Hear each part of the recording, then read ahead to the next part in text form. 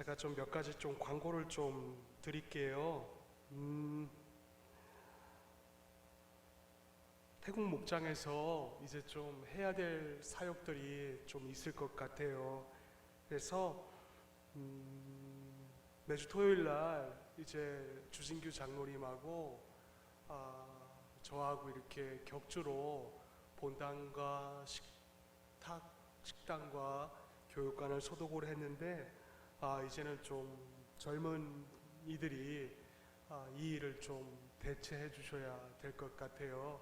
그래서 오늘 태국 목장에서 좀 상의를 하셔서 매주 토요일 날 소독을 좀 해주셨으면 좋겠습니다. 그리고 외부에 보시면 걸어 올라오는 길에 사철나무인가요? 그게 지금 머리카락이 많이 자라서 삐쭉삐쭉 보이고 있는데요. 태국 목장이 좀 손질을 해주셔서 예쁘게 좀 관리를 해주셨으면 좋겠습니다. 이제는 젊은 사역자들이 함께 동역을 해야 될 것 같아요. 그래서 좀 청년들이 함께 이 일에 좀 동참해 주셨으면 좋겠습니다. 오늘 저는 로마서 2장 1절로부터 11절까지의 말씀을 통하여서 다시 복음을 들어야 되는 이유, 다시 복음을 들어야 되는 이유에 대하여서 우리가 좀 말씀을 나누어 보도록 하겠습니다. 우리가 다른 것부터 시작하기 전에 오늘 로마서 2장의 사회적인 상황과 그리고 당시 종교적인 상황, 이 부분에 대하여서 우리가 먼저 파악을 한 다음에 오늘 본문으로 들어가도록 하겠습니다. 여러분, 당시 로마서 우리가 1장은 살펴보지 않았지만 로마서 1장부터 2장까지의 그 상황이 지금 이렇습니다. 당시 그 로마의 상황이 고대 문헌에 보시면은 당시 그 로마는 주전 1세기 말력 있습니다. 주전 1세기 말력부터 상당수의 그 예루살렘 사람들, 유대인들이 이 로마로 흡수가 되고 있었어요.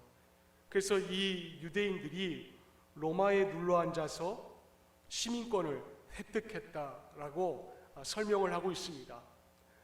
로마, 남의 나라입니다. 이들이 살고 있었던 본 거주지는 이스라엘이었는데 남의 나라에서 이렇게 유다인들이 그 로마의 시민권을 가진다? 여러분, 이게 어떻게 가능한 일인가? 이들 로마에서 자리 잡은 유대인들이 있었습니다. 근데 이 유대인들이 기원전 63년이죠. 그러니까 예수님께서 태어나시기 전에 63년 전에 로마의 폼페이오 장군에 의해서 예루살렘이 함락이 되었어요. 예루살렘이 함락이 되니까는 로마의 이 장군들이 이 유대인들을 로마로 유대인들을 포로로 끌고 들어온 것입니다. 물론 처음에 신부는 포로였어요. 그래 포로로 끌려 들어왔지만은 나중에는 이자들이 이제 포로의 기한이 다 차서 어떤 이는 자유인이 된 자들도 있었습니다. 그리고 또 다른 어떤 이는 자유인이 되어가지고 계속 로마에서 눌러앉아서 장사를 하고 또 이것을 통하여서 유대인들이 엄청난 재력을 갖기 시작을 하였어요. 그리고 이 축적된 재력으로 로마의 원로원, 당시 그 로마의 공화국에다가 원로원들에게 로비를 한 거죠.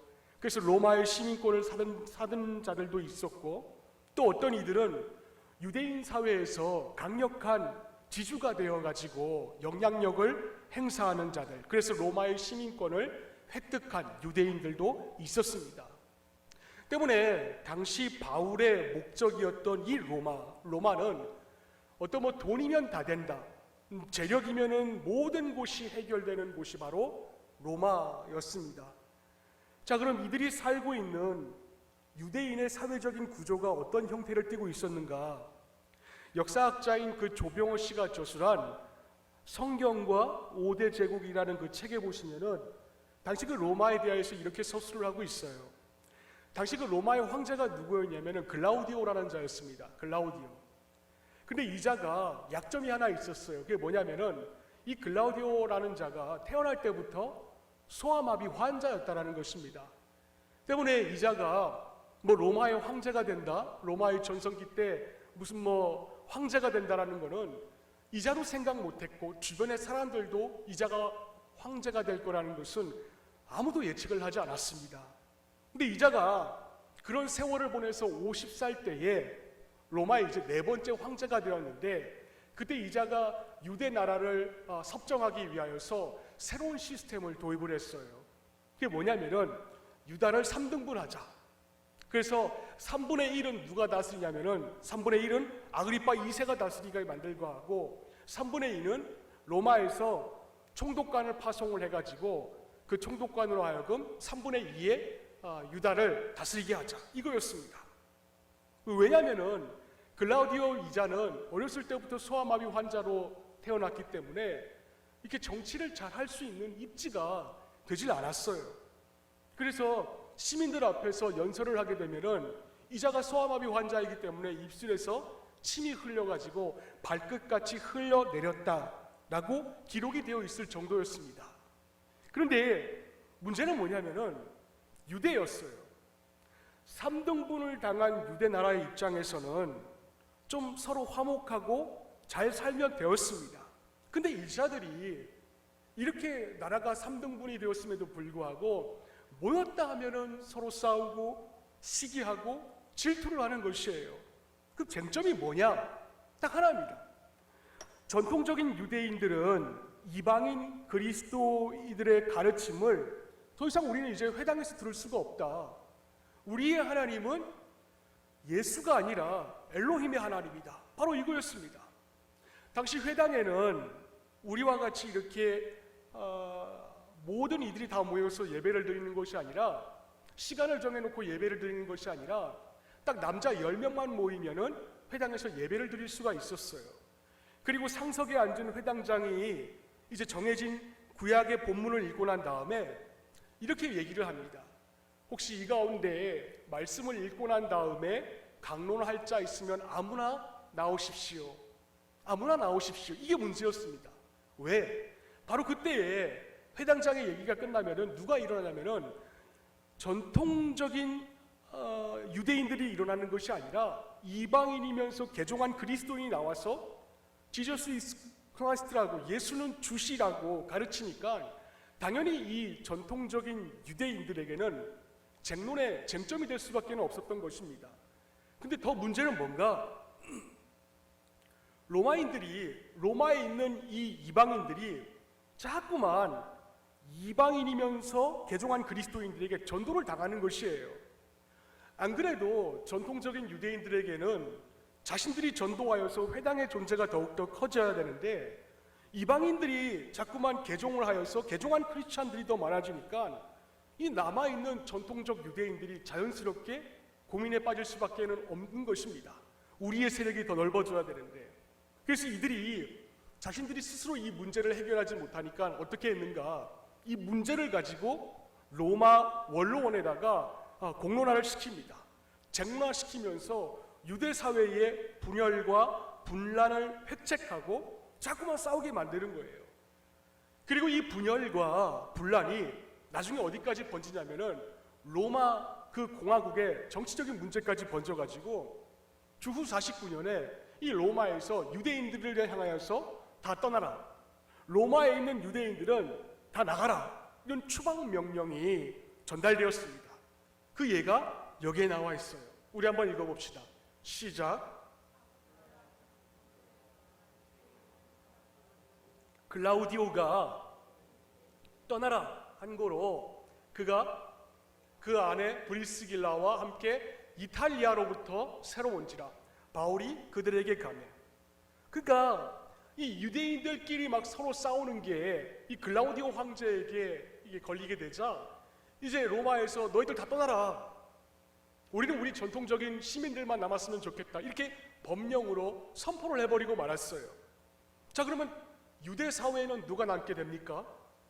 자연스럽게 이방인들인데도 개종을 하여서 예수 그리스도를 믿는 자들만 이 유대 사회에 남게 됩니다. 근데 문제는 뭐냐면은 전통적인 유대인들을 떠나게 만들었던 그 로마 황제 글라우디오, 이자도 사람이기 때문에 결국에는 생을 다하여서 죽고 말았어요. 근데 이 황제가 죽자마자 어떤 일이 발생을 해졌냐면은 유대인들이 이제 디아스포라 공동체로서 이렇게 유럽에 흩어져 가지고 남게 되었는데, 이제 그 글라우디오 황제가 죽자 우리 이제 고향으로 돌아가자, 본국으로 돌아가자. 그래서 이 흩어졌던 유대인들이 다시 자신들의 집으로 돌아오게 되었습니다. 그 돌아와 보니까 자신들의 삶의 터전이었고, 그리고 공감의 터전이었던 이 회당에 누가 남고 있냐면은 이방인 그리스도인들이 다 남아가지고 자신들의 회당을 다 차지하고 있는 것이에요. 자, 이를 두고 로마서를 집필한 마틴 로이드 존슨 목사가 이렇게 서술하고 있습니다. 들어보세요. 당시 유대인 사회는 유대인과 이방인 출신의 그리스도인 혹은 믿음이 약한 자와 강한 자로 구성된 로마 교회는 갈등이 심화되어서 교회가 하나 되지 못할 지경에 이르렀고, 바울 앞에는 그 문제를 제거하여서 다시 하나의 공교회를 만들어야 되는 수신자의 실제적인 상황 속에 놓여 있었다. 자, 이 마틴 로이드 존스 목사님께서 무슨 말을 하고 계시는가 하면은, 로마 안에는 이미 로마 시티를 복음화하기 위한 교회가 이미 로마 안에 있었다라는 것이에요. 이미 있었습니다. 근데 그 복음화 시키기 위한 교회가 둘로 나누어졌다라는 거예요. 근데 참 흥미로운 게 뭐냐면 이겁니다. 여러분, 교회의 존재 목적이 뭡니까? 교회는요, 세상 밖의 교회가 되기 위한 게 교회의 목적이 아니에요. 교회는 세상 속의 교회가 되는 것이 교회의 목적입니다.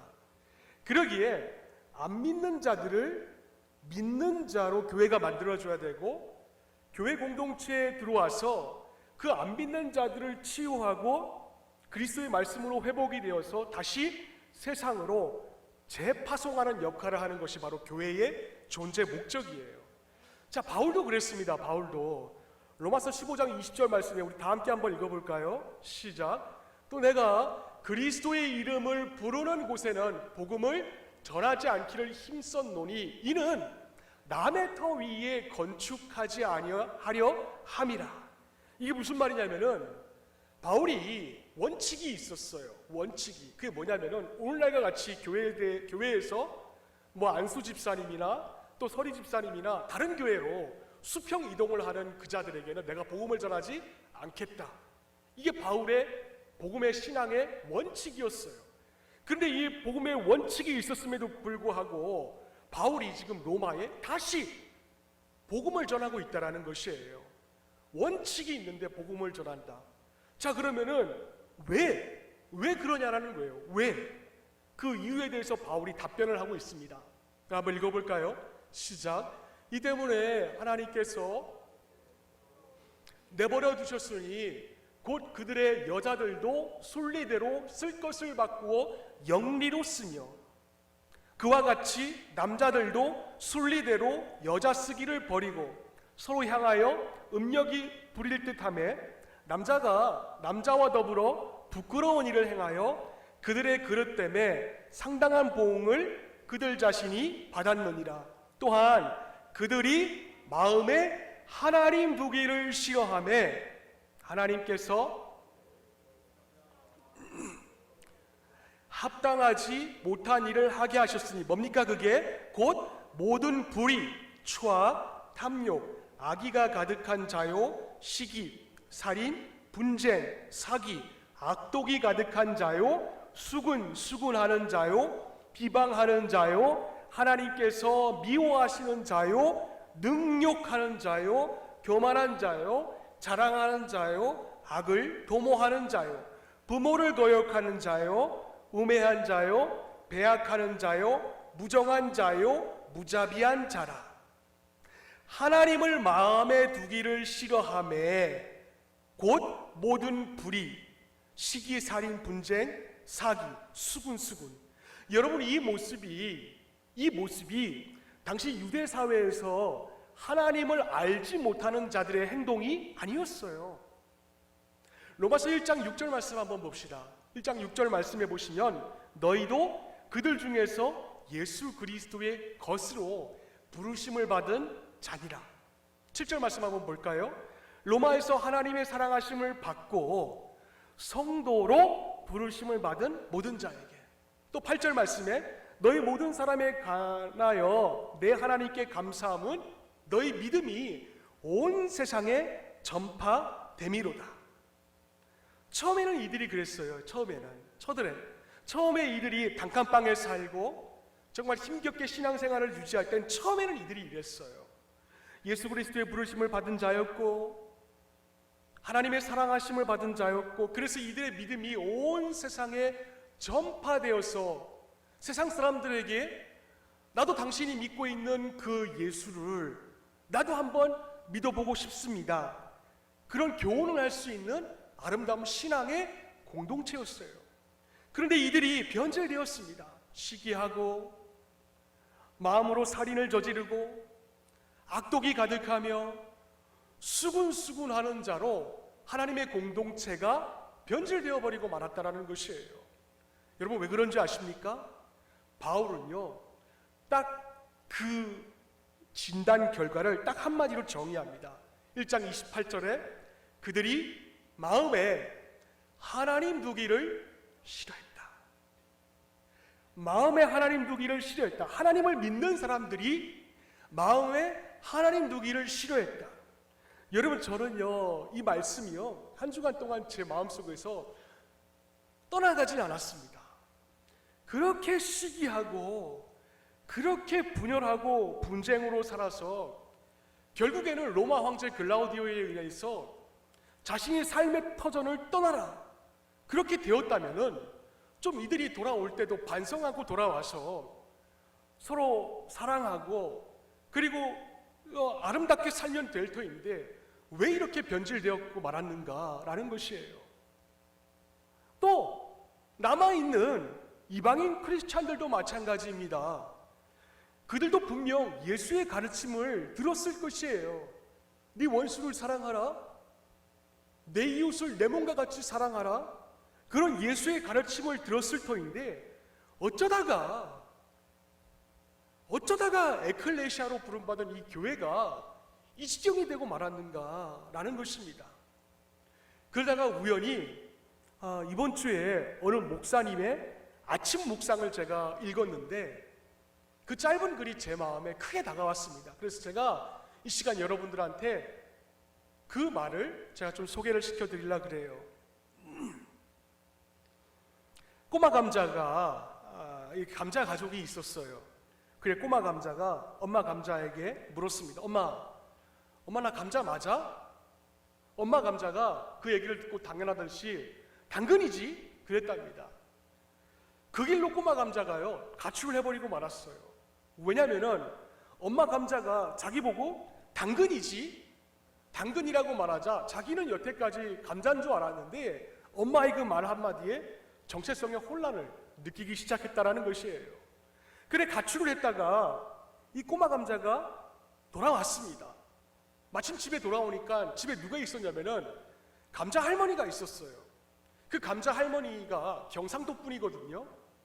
그래 이 꼬마 감자가 묻습니다. 할머니 나 감자 맞아? 그래 경상도 출신의 감자 할머니가 이렇게 대답을 합니다. 오이야. 그 길로 꼬마 감자가 또다시 집을 나가버리고 말았어요. 그리고 맨 마지막에 이 목사님께서 이그러는 글을 남겼습니다. 한 사람이 헬라 철학자에게 이 세상에서 가장 어려운 일이 무엇입니까? 라고 물었답니다. 그때 탈레스가 나를 아는 일 그게 가장 어렵소 라고 말씀을 했대요. 그자 그 젊은 총각이 그럼 가장 쉬운 일이 무엇입니까? 라고 물었더니 그 탈레스가 가장 쉬운 일은 남 이야기를 하는 것이요 라고 말을 했답니다. 여러분 지금 로마 교회가 다시 복음을 들어야 되는 이유? 그 이유가 바로 이것이에요. 로마에서 하나님의 사랑을 받은 자들이고 이들이 예수 그리스도의 것이고 심지어는 모든 믿지 않는 자들에게 당신 정도라면 나도 당신이 믿고 있는 예수 그리스도를 나도 한번 믿고 싶소 라고 그렇게 칭찬을 들었음에도 이들이 속한 로마 교회 안에서는 복음을 듣지 못한 자들과 똑같이 추악하고 탐욕이 가득하고 악의가 있으며 시기, 살인, 분쟁, 분열, 수근수근, 비방, 손가락질, 교만, 이런 것들이 모두가 다 넘치는 교인이었다라는 것입니다. 그래서 바울이 어떤 처방전을 내리는가? 딱 한 줄로 처방전을 내립니다. 우리 한번 읽어봅시다. 시작.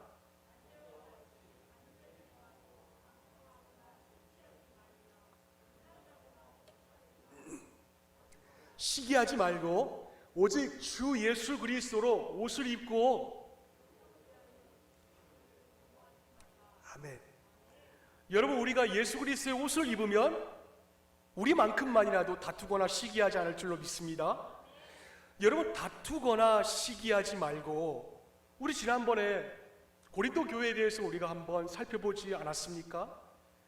그렇게 많은 은사가 있었어요. 예언의 은사, 방언의 은사, 그걸 방언 통역의 은사, 신유의 은사, 정말 우리가 그 중에 단 한 가지만이라도 가졌으면 좋아하는 은사가 그 고린도 교회 안에 넘쳐났습니다. 그런데 그렇게 많은 은사가 있음에도 불구하고 바울은 뭐라고 그랬습니까? 너희들 영적으로 어리다. 너희들 아직 육적인 자들이다.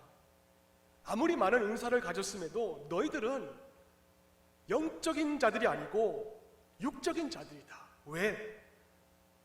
읽어봅시다. 시작. 너희는 아직도 육신에 속한 자로다. 너희 가운데 뭐가 있다고요? 시기하고 분쟁이 있어.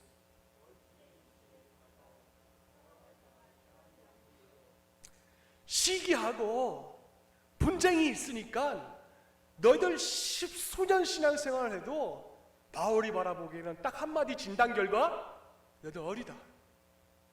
영적으로 너무 어린애다. 이럽니다. 여러분, 오늘 로마 교회도 마찬가지입니다.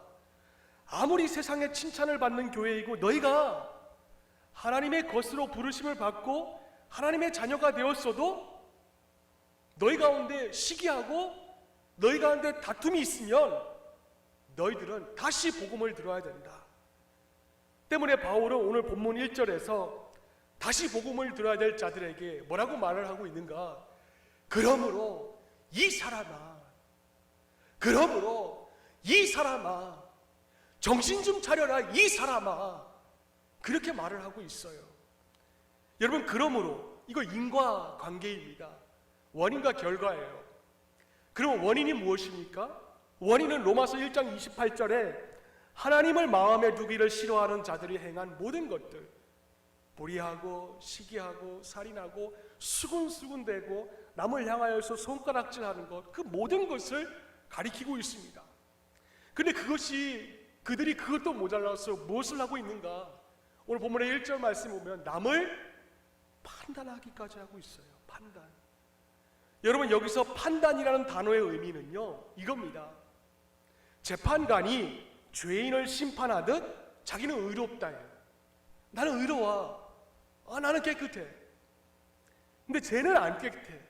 그런 확신을 가지고 다른 사람을 비판하고 손가락질하고 정죄하는 그 태도, 그리고 그 와중에 수군수군 대는 것들, 그걸 말하고 있습니다. 근데 여기서 제 눈길을 끄는 헬라어가 있었어요. 이게 뭐냐면은 바로 인칭의 변화입니다. 인칭의 변화예요. 여러분, 로마서 1장의 말씀에 보시면 여러분도 잘 아시겠지만 인칭이 쭉 열거되고 있습니다. 근데 그 인칭이 계속되는 열거가 되고 있는데 한 가지로 귀결되고 있는데 그게 뭐냐면 데이라는 거예요. 그들, 3인칭 복수, 불특정 다수, 그들이었습니다. 그래서 맨 마지막 32절도 마찬가지로 그들이라는 그 복수로, 3인칭 복수로 깔끔하게 정리가 되고 있어요. 그런데 바로 그 다음 장인 로마서 2장의 말씀에 제일 첫 번째 서두는 더 이상 그들이 아니라 바로 너야 시작이 되고 있어요. 바로 너야. 누구를 막론하고 네가 핑계대지 못할 것은 이라는 거예요. 이처럼 그들이라는 그 3인칭 복수가 바로 너야. 다른 사람 말하지 말고, 다른 사람 생각하지 말고, 다른 사람 탓하지 말고, 문제는 바로 너야. 그렇게 시작을 하고 있다는 것입니다. 지금 네가 내 말을 들어야 돼. 대부분의 성경학자들이 이걸 두고 뭐 유대인이다, 또 난 크리스찬이다 이렇게 해석을 하는데, 저는 목회자이기 때문에 목회학적으로 이 로마서 2장의 말씀을 재해석하고 싶어요. 1장은 그 대상이 교회 바깥의 사람들입니다. 하나님을 알지 못하고 하나님을 거부하는 자들이라면 2장은 오늘 우리처럼 예배당에 나와서 앉아있는 사람들, 하나님을 사랑하는 자들이라고 소위 에클레시아라고 해서 부름을 받은 집단들, 자기는 모태신앙이라고 또 친지 가운데 장로가 있고 목회자가 있고 내 아들이 목사이고 3대째 4대째 예수 믿는 집안이라고 하면서 그 내면에는 복음이 전혀 없는 사람들을 겨냥해서 쓴 바울의 편지라고 생각을 갖고 있어요. 그래서 이번 주 그 강의를, 여러 학교의 강의를 들었는데, 퓰러신학교, 미국의 성교학으로 유명하고 바울신학의 대가인 김세훈 박사가 이 부분에 대해서 이렇게 해석을 하고 있습니다. 바울이 이방인을 향하여서 그들의 죄악을 쭉 열거하다가 2장 1절을 시작하면서 갑자기 유대인들을 향하여서 그 시선을 바꾸면서, 그러므로 이 사람아, 방금까지 열거했던 하나님을 모르는 자들의 죄악도 심각하지만 그런 자들을 바라보고 네가 긍휼을 베풀지 못하고 그들과 똑같이 비판하고 그들과 똑같이 수군수군대고 있다면은 네 죄악도 보통 심각한 것은 아닐세, 이렇게 해석을 하고 있습니다. 이와 같이 김세훈 박사가 설명을 하는데, 제가 그 강의를 들으면서 저에게 그러므로 이 사람아 이 말씀이 한 주 내내 제 뇌리에서 떠나가진 않았어요. 그러므로 이 사람아, 넌 목사잖아. 네가 목사라고 하면서, 네 아버지도 목사라고 하면서, 너는 맨날 성경책 읽는다고 하면서 주변 사람들을 긍휼한 마음으로 세우지 못하고 그들과 똑같이 판단하고 정죄하는 마음만 가지고 있다면, 그러므로 이 사람아, 너도 별 수 없는 로마서 1장에 나타나고 있는 사람들과 똑같은 인간들이야. 그렇게 저한테 말씀을 하시는 거였습니다. 여러분은 어떠신가요? 하나님의 음성이 들리지 않습니까?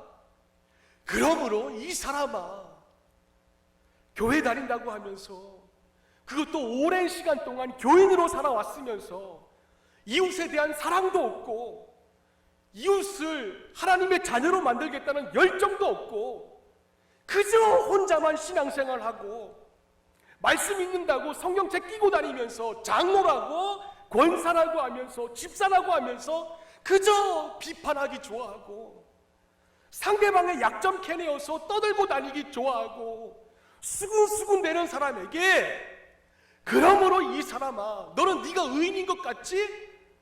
너의 그런 수군수군대고 남을 향하여서 손가락질하고 비방하는 행동이 바로 네가 역겹다고 생각하는 세상 사람들과 똑같은 거야. 그러므로 이 사람아, 정신 차려. 여러분, 이 음성으로 들리지 않습니까?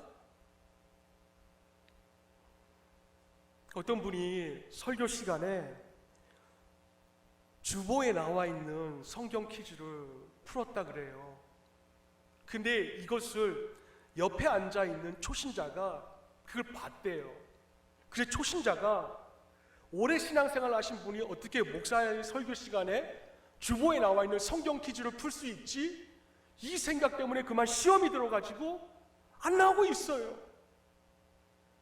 그리고 한술 더 떠서 이쪽 팀 저쪽 팀 가운데 당신은 어느 쪽이냐? 우리는 12월 달에 떠난다. 그러니까 선택 잘하라.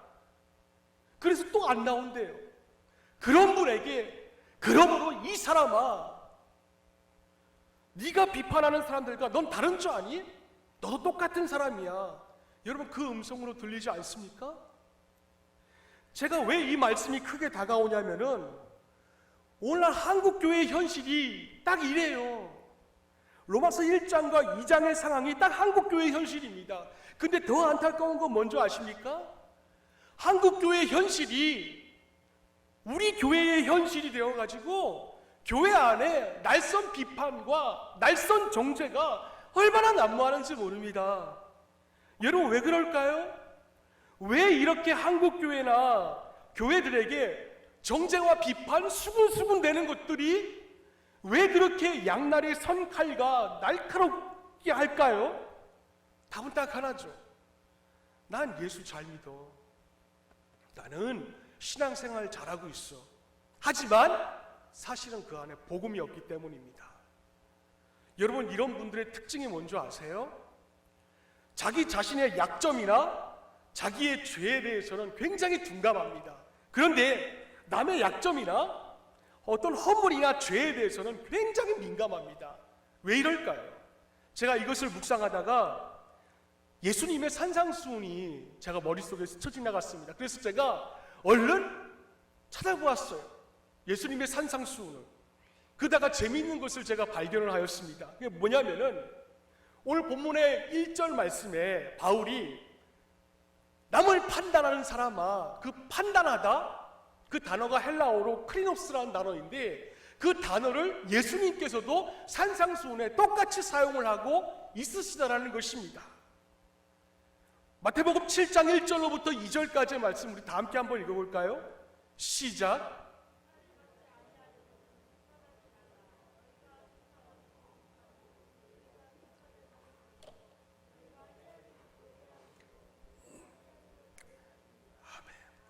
여러분, 예수님이 저 말씀 안 믿는 자들에게 말씀하시는 게 아니에요. 예수님과 함께 동행했던 제자들에게 말씀하고 있는 것입니다. 근데 그 제자들이 뭘 했냐면은 비판을 하고 있는 거예요. 그래서 예수님께서 계속해서 반복적으로 비판하지 마라. 너희가 헤아리는 그 비판으로 너희도 다시 비판을 받을 것이야. 말씀하고 있는 것입니다. 근데 그 비판이라는 단어가 로마서 2장 1절 말씀에 판단하다라는 단어와 똑같은 헬라어예요. 이처럼 예수님은 로마서 2장 1절과 같은 맥락에서 교훈을 주고 계시는데 이것을 염두에 두면서 이어지는 그 예수님의 말씀을 우리가 한번 눈여겨봅시다. 읽어볼까요? 시작. 어찌하여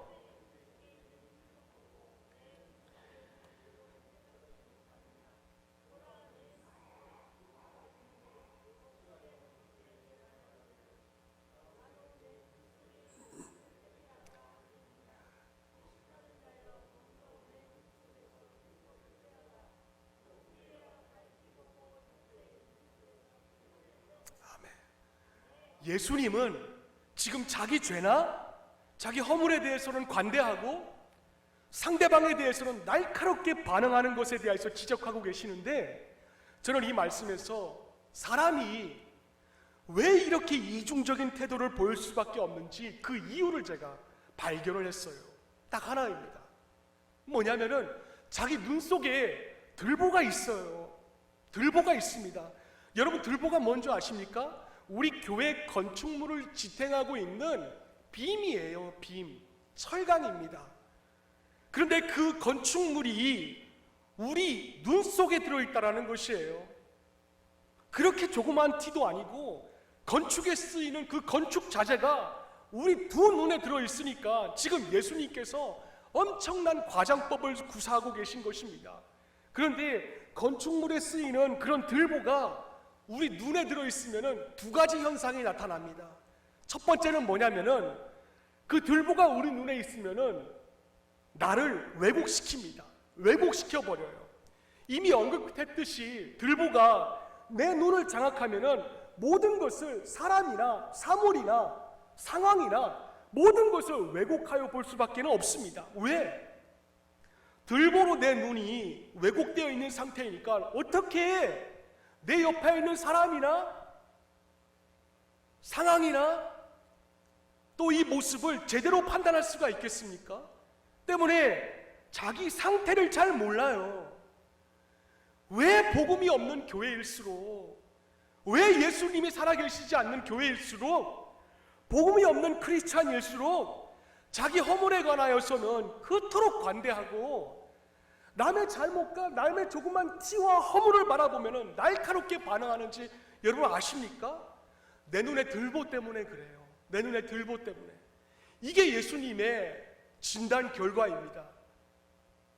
저는 목회자로서 참 다양한 사람들을 만나요. 그런데 여러 사람을 만나면서 제가 깨달은 것이 있어요. 뭐냐면은 그 다양한 사람들에게서 발견되는 공통점이 하나 있는데, 그게 뭐냐면 모두가 자기를 못 봐요. 모두가 자기를 못 본다는 것입니다. 사람이요, 자기를 몰라요. 몰라도 정말 모른다는 생각이 들 때가 얼마나 많은지 몰라요. 모두가 내 옆에 앉은 사람이나 내 목장에 있는 사람이나 내 우리 교회의 교인이거나 다른 사람의 허물과 죄에 대해서는 날카롭게 끄집어내는 예리한 통찰력을 가지고 있어요. 그런데도 정작 자기 자신은 몰라요. 몰라도 너무 몰라요. 그게 사람의 공통점입니다. 그런가 하면 두 번째로 더 치명적인 게 있어요. 들보가 내 눈 안에 있으면은 그 들보는 내 힘으로 절대로 뺄 수가 없다라는 것입니다. 여러분, 우리 눈에 먼지와 같은 조그만 티가 내 눈에 들어있으면은 바람을 후 하고 불어서 뺄 수가 있어요.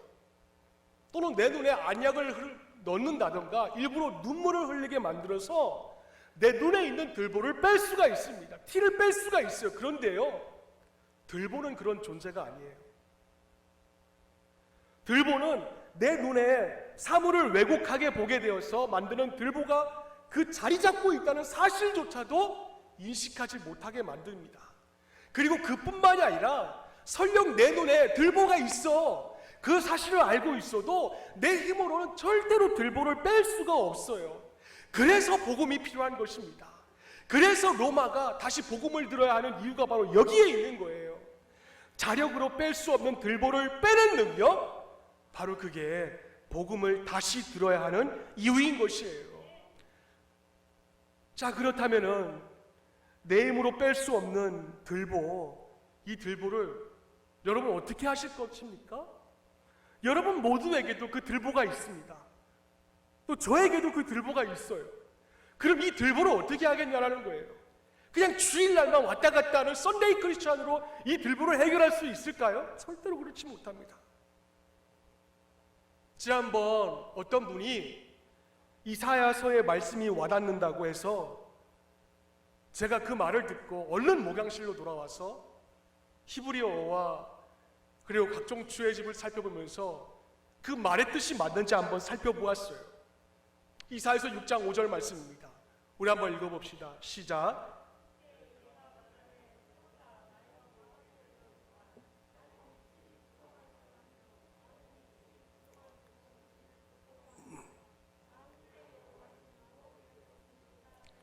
아멘.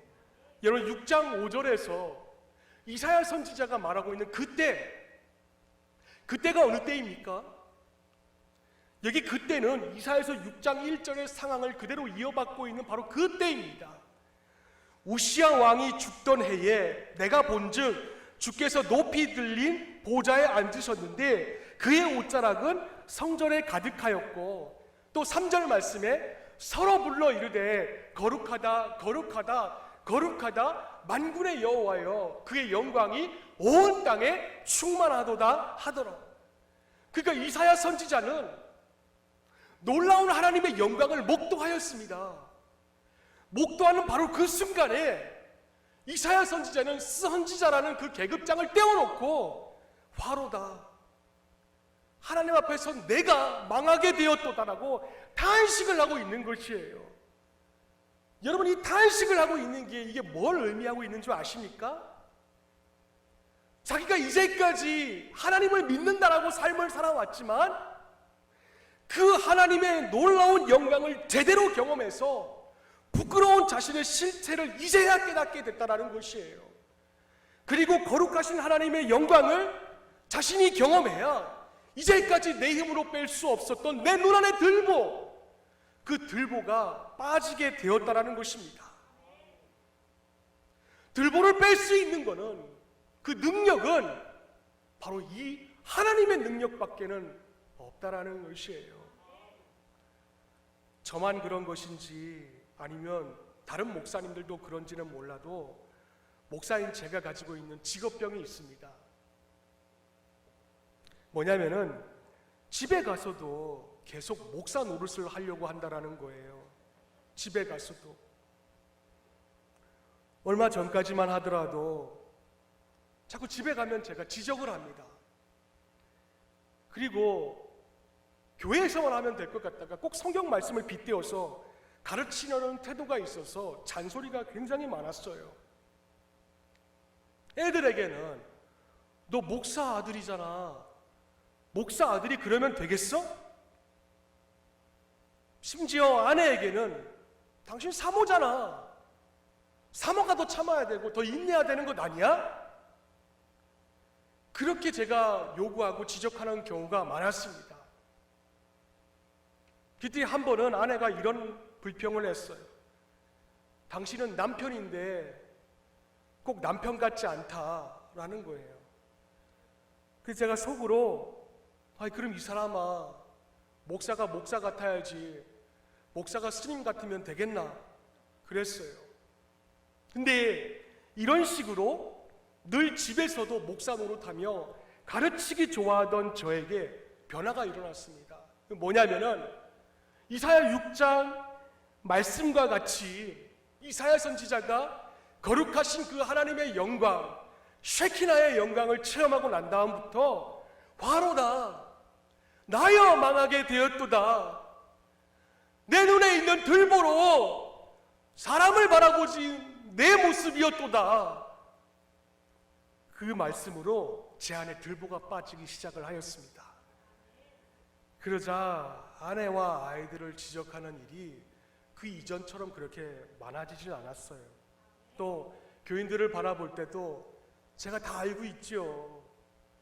알고 있음에도 불구하고 제 안에 오죽하면 저러겠나 그냥 그러려니 하고 넘어갈 때가 참 많이 생겼습니다. 아내와 아이들에게서 또 상대방에서 발견되는 그 연약한 점, 그러므로 이 사람아, 너한테는 없는 줄 아니? 그 모습이 제 자신에게도 똑같이 있음을 제가 자각을 했기 때문에 그래요. 그렇게 내 눈에 들보가 빠지자 이제는 더 이상 그들을 변화시키겠다고 그렇게 마음은 먹지 않아요. 그 마음이 다 사라지고 우리 인생은 다 너나 할 것 없이 연약한 존재이기 때문에 이젠 좀 상대방을 바라볼 때 이젠 됐잖아요. 이젠 좀 그만 싸울 때 됐잖아요. 좀 그만 시기하고 좀 그만 수근수근 거릴 때도 됐잖아요. 상대방을 좀 긍휼한 마음으로 바라봐야 한다는 그 생각이 제 안에 들기 시작을 한 것입니다. 그러다 보니까 간혹 그들의 약점이 보이면 예전처럼 지적하기보다는 오죽하면 저러겠냐, 그냥 토닥거릴 때가 더 많아졌어요. 누구나 그럴 수 있어요. 누구나 그럴 수 있다고 말입니다. 그랬더니 주일 오후 9시에 이제 저희 가정에서 말씀을 가지고 이제 삶을 나눕니다. 여러분도 주일날 오후에 허랑방탕한 시간 보내지 마시고 소파에 누워가지고 TV 리모컨 꾹꾹 눌러가면서 그렇게 있지 마시고 자녀들과 함께 오늘 들었던 말씀을 삶의 나눔을 한번 가져보세요. 그 모임 때에 아내가 저한테 이런 농담을 합니다. 당신 예전에는 이제 집에 와서 목사였는데 이제 남편 같아졌다라는 거예요. 그게 요즘 가정의 분위기가 많이 달라졌습니다. 첫째 아들도 많이 달라졌어요. 제가 그 1년의 과정들을 겪으면서 제가 깨달은 것이 있습니다. 그게 뭐냐면은 어떤 공동체이든 사회이든 여러분이 속한 직장이든 목장이든 오랜 역사를 가지고 있던 교회이든 사람은 지적질로 변화되는 것이 아니라는 거예요. 사람은 저 사람도 나와 똑같은 사람이라는 것을 알고 그 사람을 향하여서 오죽하면 저러겠냐 라는 그 이해심과 격려가 있을 때에 상대방이 변화될 수가 있다라는 것입니다. 내 힘으로 뺄 수 없는 들보가 예수 그리스도의 십자가 복음의 능력으로 빠질 줄로 믿습니다. 그래서 우리 고아중앙교회에 속한 모든 교인들이 주일날 오면은 서로 판단하지 말고 시기하지 말고, 이제 작년 11월 달부터 지금까지 교회가 시끄럽잖아요. 지금까지 교회가 시끄러워요. 작년 겨울부터 시작을 해서 매해마다 두 번쯤은 꼭 이런 일이 일어나요. 그런데 요번은 작년 11월 달부터 지금까지 시끄럽고, 왜 판단하고 시기하고 왜 싸우고 그러는지 모르겠어요. 다시 복음을 들으세요. 다시 복음을 들으시고 예수 그리스도의 십자가로 우리 모두가 다 무장할 수 있기를 바랍니다. 여러분, 지금은 내부의 시선을 돌릴 때가 아닙니다. 지금은 외부에서 하나님을 알지 못하고 죽어가는 영혼들을 어떻게 해서든지 간에 살리려고 외부의 시선을 돌려야 될 때이지 내부에다 총질을 할 때가 아니에요. 분명히 아시고 사람 살릴 수 있는 우리 교회가 될 수 있기를 예수님의 이름으로 축원을 드립니다. 태국 목장 다시 한번 부탁을 드려요. 이제는 제가 사역할 대상이